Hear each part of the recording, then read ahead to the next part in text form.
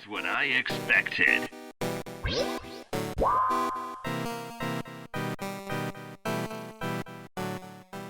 Doom is a series that is near and dear to so many of us due to the innovations it has brought to the interactive medium of video games.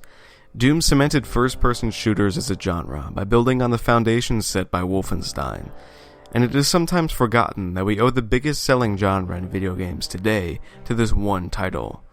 Personally, I grew up with Doom, and I feel it is necessary to delineate that here so that a context for my opinion is set up early on. I feel reviewing things can be difficult due to the preferences acquired over our lifetimes, and conceding the acclamation to bias is one step closer to an honest review. As much as I will try to be unbiased, I will admit my expectations for Doom 4 will be different from that of the average consumer, and it would be unfair for any viewers to not know this information beforehand. With that in mind, let's get this review rolling.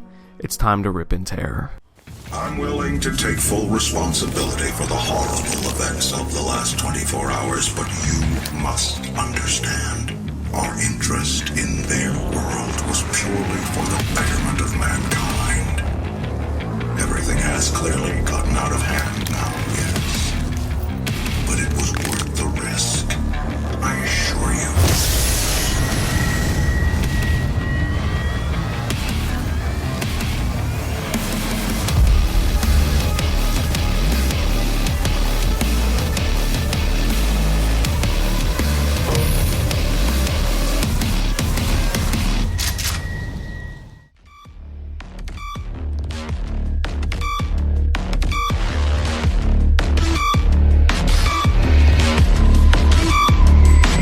As much as I will try to let this new Doom stand on its own, it is impossible not to mention the legacy it has to live up to. Doom 1 was a technological marvel that changed the landscape of interactive entertainment for years to come. Its mark on video games is an undeniable one, which only cuts out the expectations that this new Doom is expected to meet. Doom 3 improved the presentation of the series exponentially, and I'm pleased to say that Doom 4 is another huge bound forward for the series, and all games for that matter. The presentation is impeccable, even if the game is supposed to be disheveled and chaotic. The game is an audio and visual marvel, and it is an absolute joy to absorb the mayhem that unfolds through its gameplay. The level design harkens back to the first two games of the series, meaning that there are clear-cut endings to each of the levels you play through. It doesn't mean the levels are as short as they were in Doom 1 and 2, however, as some of these levels can take 30+ minutes to get through, and that is without scouring for secrets. Doom 4's levels can be quite labyrinthine, but there is an impressive amount of verticality that can assist you in moving forward. The levels themselves are entertaining to see and explore, and each area is realistically represented with the appropriate machinery and dimensions one would expect to see. The game has an impressive amount of diversity in its design, which is certainly a refreshing sight in the current mundane landscape of gaming. My only complaint arises due to the lack of time spent in Hell. There are a fair amount of levels set in Hell as you would expect, but they were so much more engaging than the rest of the game that I wish more time was spent in their oppressive landscapes. Enemy design is not entirely noteworthy in Doom 4. The majority of demons remain similar to their original designs, while some of them have been slightly altered. The imp design has been altered a good amount, but certainly for the better, as the new imp appears more nimble and agile. This is a welcome change because the new imps use the aforementioned verticality in each level to surround and overwhelm you with ranged attacks. Sound design for the enemies is pretty good, with the exception of the unwilling. These zombie-like creatures exhale the same generic zombie sounds that every game uses, and the noise becomes grating when there are 50 of these suckers in a room. Doom 4 utilizes a wide spectrum of ambient noises to help set its tone, and the music swells and dips according to how the action is unfolding.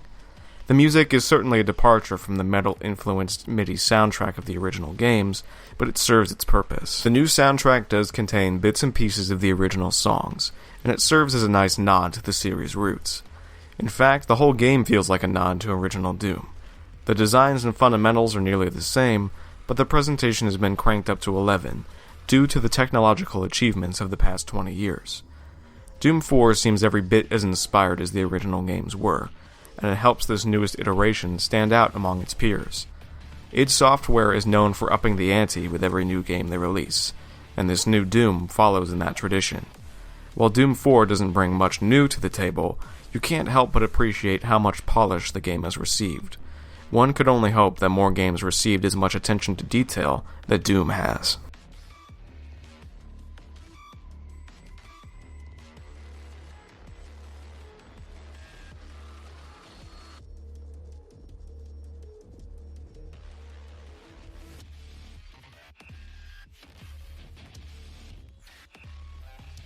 Doom 2016 had its work cut out for it regarding story, due to the overall disdain fans had for the overabundance of story in Doom 3.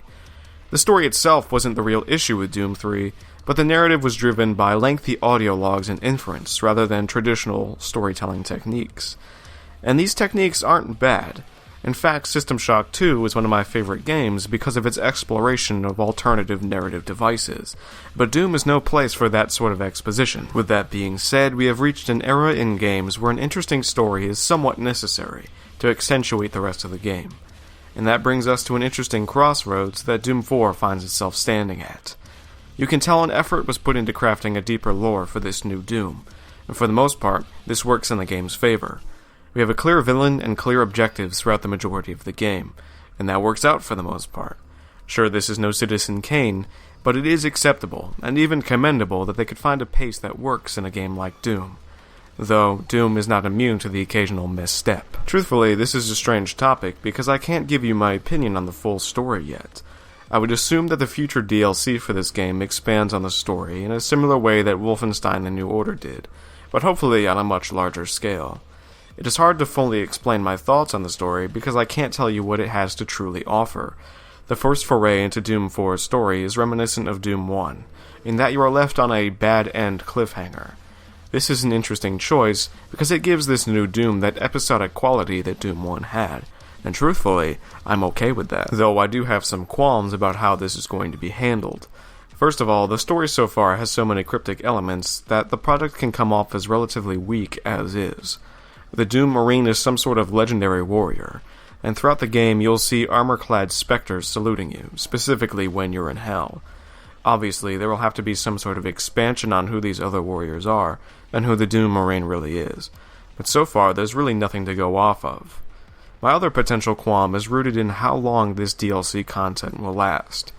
Doom 4 has an amazing campaign, but it isn't particularly long. There's plenty of replayability present in the campaign, but I hope that the DLC adds a good amount of gameplay to this already fantastic package. I suppose it is a credit to Doom that one of my only issues is that I wanted more of what it had to offer. If I had to give my thoughts on the story so far, I would have to say it's pretty solid while having some strange loose ends. The main antagonist is pretty good though, and his reasons for tampering with the energy of hell is an interesting spin on things. I hope everything comes together in a satisfying way, and I have all the faith in the world that id can deliver on the foundation that Doom 4 has set.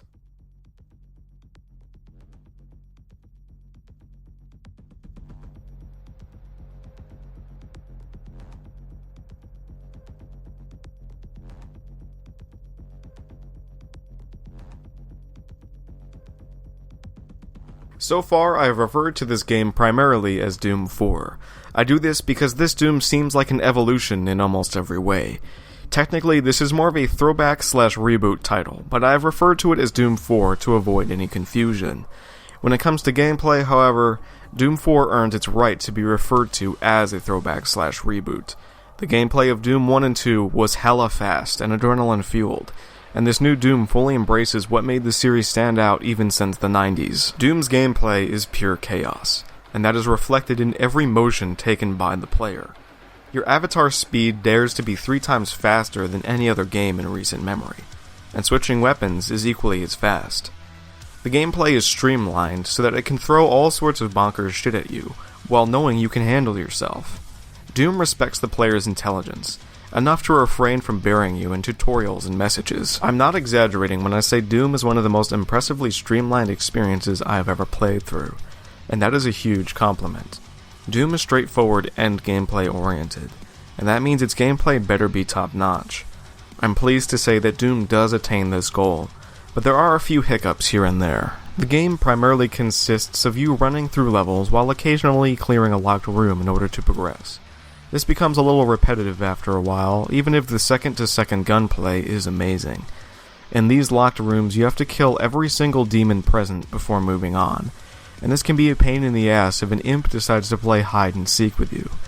As I said earlier, the imps in this game use the verticality present in each level to stay out of reach, but this can make the last one or two imps impossible to track down while clearing a room. The easiest way to find these bastards is to sit in the middle of the room and wait to see a fireball, but this is the antithesis to Doom. Doom is about constant movement and fast thinking. It is a purely kinetic experience. Standing around waiting to get hit by a fireball is an occasion that happened a few too many times for my liking, because it slows this game down to a crawl. Though this isn't to say that there aren't any interesting slower bits in the game, as exploring to find upgrades and collectibles is hugely entertaining and satisfying, due to the eye-catching level design. The campaign truly is a satisfying romp through hellish hordes of demons, and leaving a trail of bodies in your wake is truly an exhilarating experience. However, single player isn't the only thing Doom offers, though these extra parts of the game have certainly drawn some controversy. The competitive multiplayer component of Doom drew complaints upon its beta release, due to its indecisive nature. The multiplayer seemed to try and use elements of both arena shooters like Quake and newer shooters like Halo. This comes as no surprise due to the developer of the multiplayer, Certain Affinity, being heavily involved with Halo and Call of Duty multiplayer. Truthfully, I have no problem with the multiplayer. It is nothing spectacular, but it can be pretty fun. With that being said, I can see why people would be angry over the current state of it. In a reboot like Doom, I would have rather seen a classic approach to the multiplayer. The inclusion of loadouts instead of weapon pickups is a new age ideal, and truthfully, it takes away from what could have been a much better experience. With id's legacy of arena shooters, it seems strange that they wouldn't employ the same magic that worked with Quake in Doom. Personally, I don't let the multiplayer tarnish the overall experience, and it didn't deter me when the early impressions came in. Doom has always been about the single player, and truthfully, any multiplayer included is just icing on the cake. The final element included in Doom is the snap map function. This is a level editor that allows users to make single-player and co-op levels using the game's assets. This map builder is pretty robust, and it is a nice nod to Doom's ravenous map-making community. Overall, Doom's gameplay and features are exactly what you would want from a triumphant return, minus aspects of the multiplayer. Though, truthfully, if you were coming to a Doom game for the multiplayer, you might want to rethink your life a bit. Expecting a groundbreaking multiplayer in a game like this is akin to expecting a groundbreaking story in a fighting game like Street Fighter.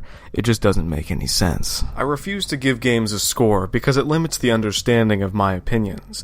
If I could put a score on this game, it would force people to arrive at their own predetermined conclusions based on other games with a similar score, and this isn't what I want. Over the years, I've seen strange scores given to games that get a fair amount of praise, and Doom is one of these games.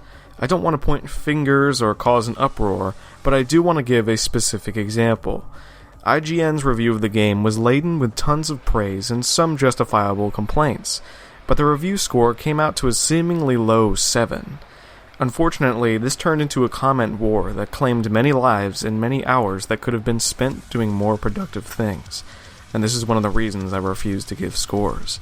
I shouldn't have to spend time defending a superficial score that may not accurately reflect my own opinions of the game, and especially not if it causes confusion. I feel like I give a fair amount of information through my analysis without getting too specific, because I don't want to spoil too much about the game. Most people only think that a story can be spoiled, but the heart of the game can be ruined just as easily as story elements. If a refresher is necessary, then I will comply by telling you that Doom is an amazing experience. The granddaddy of first-person shooters is back, and Doom shows it can still blow every imitator out of the water.